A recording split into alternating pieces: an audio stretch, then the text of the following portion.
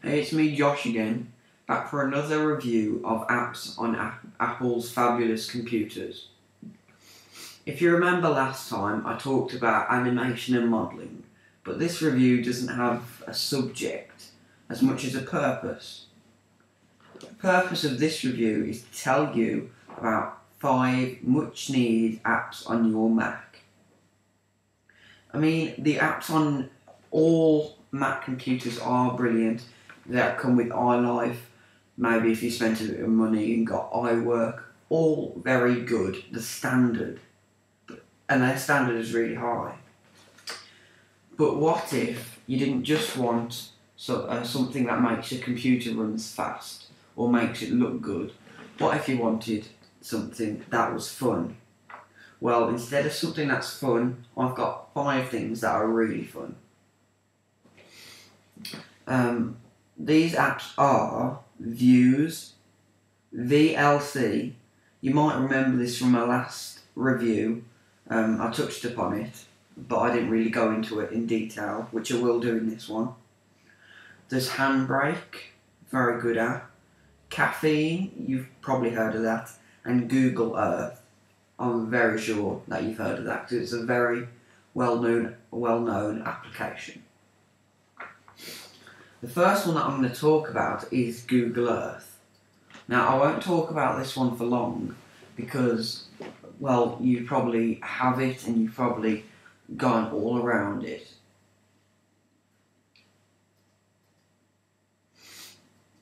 With the newest Google Earth, the best things that you can do with it are you can record your own movies, you can go into the sky, Mars and the moon. Now I really like that. Even though it says sky, it does actually mean space. Just so you know that. I'd recommend always putting on 3D buildings because it's very good if you type in a well-known place and a well-known building like Big Ben. Should fly you right to Big Ben. Bear in mind at this point you could be using your record thing, make a little movie for your friend and family.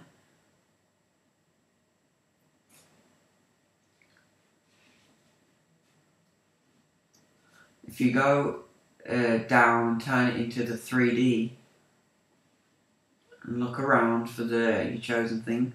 See the London Eye is actually over there. Not very good make though. Okay, now this is Big Ben. For whatever reason it doesn't seem to be working properly. It's still loading, you see. With all the 3D it will take some time to load. But you know that's not a problem. You can just turn off that and use Street View, which is very good. Come out of this application. The next one is also fairly well known. It's VLC. Now, VLC is simply a movie player, kind of like DVD player, but a whole lot better. Now, it's better because it does exactly what you want it to, play the movie. But on DVD player, you can only play certain movies. I can almost guarantee 99.9% that this will understand the format of disc. DVD player does not support all the formats that you need. So I'd recommend download it because it's free, just like Google Earth. The next one's Caffeine. So you can see up here, there's a little cup. If you click it, the tea goes out, tea goes in. Or coffee, you know, it's not. I don't really know. So, what this does, if you've ever watched a film out of DVD player and a different thing, like, you can actually watch it on Vuze, which I'll talk about later. Sometimes that will dim and your computer will go in standby. And that's so annoying, having to get up, shove your blanket that you curled up in out of the way to wiggle your mouse. And that's really annoying. So to prevent that, all you simply do is click this, and it will keep your computer activated. Or you can activate for and activate for 5 hours, 5 minutes. This is really good when watching a film, well, not really doing something because that will keep it awake, but because of Apple's nature thing, it helps the planet. Well, it doesn't really help it, but it doesn't harm it as much as some of Windows computer manufacturers might. It turns itself off so it doesn't use as much energy, which is a good thing, but if you're trying to do something, then it's a bit annoying. The next one that I'm going to talk about is Handbrake. The Handbrake is one of my favourite applications because it's free DVD ripper. Look at it this way: you get a DVD, you borrow one from your mates, you stick it in here, it finds the source, you press start, you go away for an hour, watch 2 episodes of SpongeBob SquarePants, or 4, sorry, and you come back and it's done.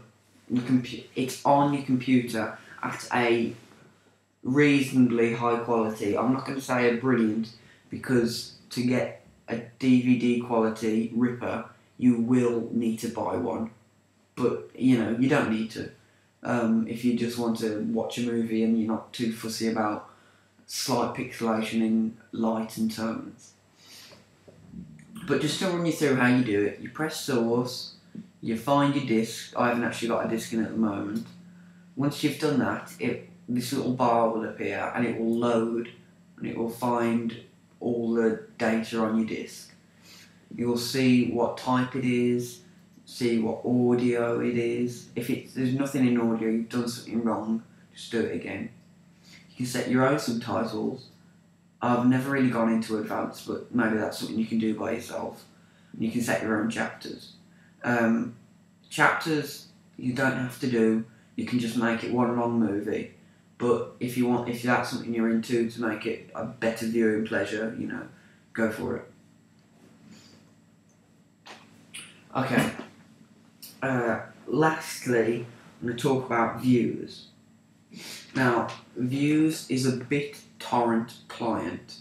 That means that you find BitTorrents. It finds BitTorrents for you that you can download. A BitTorrent is just a way of downloading something. You can download films, to games, to programs, to anything for free. For example, I downloaded the BioShock demo here. That was 1.92 gigabytes. That took about 2 hours and stuff. But that I've got a very fast broadband, so that's probably why. It only took that long. A film's around 800 megabytes, and that only takes like an hour, maybe 40 minutes. But just to run you through how you do it: you type in a film. I'll type in the SpongeBob SquarePants movie. Just saying, this isn't the kind of movie I'm into, but always good to see if SpongeBob's on the internet.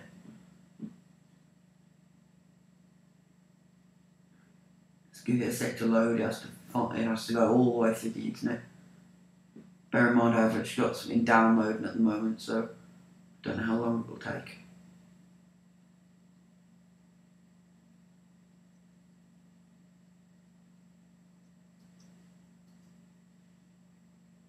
Ah, there you go. Okay,